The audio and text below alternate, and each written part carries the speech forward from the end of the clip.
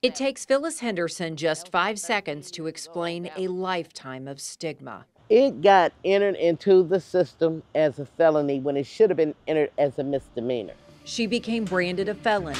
The shadow followed her everywhere. I felt criminally beat up. You know, like I say, I call it a judicial disability that they have given me. They've disabled me from renting in a decent neighborhood, getting into gainful employment. It's just been slapping me in the face for 37 years.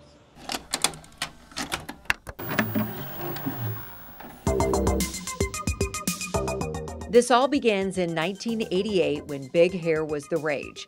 Bush beat Dukakis and unleaded gas was $1.08. Phyllis was younger and had a bit of a wild side. That's her on the right. We're riding around, we're young, we're riding around, drinking, partying. She spent the night at a stranger's house and woke up to an acquaintance stealing items, including a VCR. They searching the apartment for other things. I grabbed the car keys and left.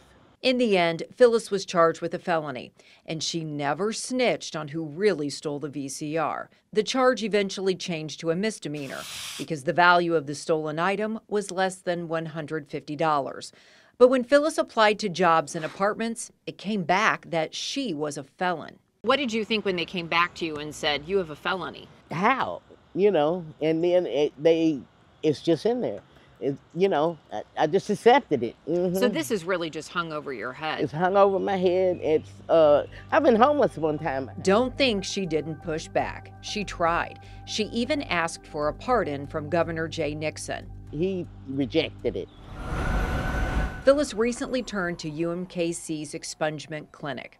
And when we looked at those documents, it wasn't a felony. It was a misdemeanor. UMKC professor Ellen Sooney found all the old court records. It clearly shows the original charge, which was a felony, and then the new charge, which was a misdemeanor. So the prosecutor changed it to a misdemeanor. There's even a signed record from the judge. But somehow the misdemeanor conviction was entered incorrectly at the Missouri State Highway Patrol Criminal Records Repository.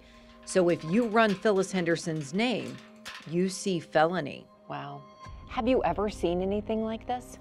This was the first case where I actually saw that big a mistake. Sure enough, it says felony. How big of a difference is it in someone's life if it's a misdemeanor or a felony? A felony almost always is a much bigger deal.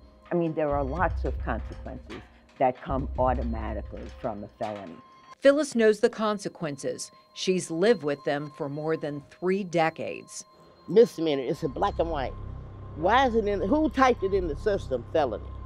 That's what I want to know. How did it get in the system, felony, and been there all these years?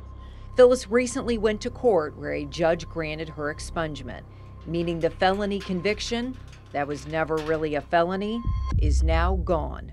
Today, a mistake like this would be easy to fact check and update. You could just grab your computer or your phone and check the court records.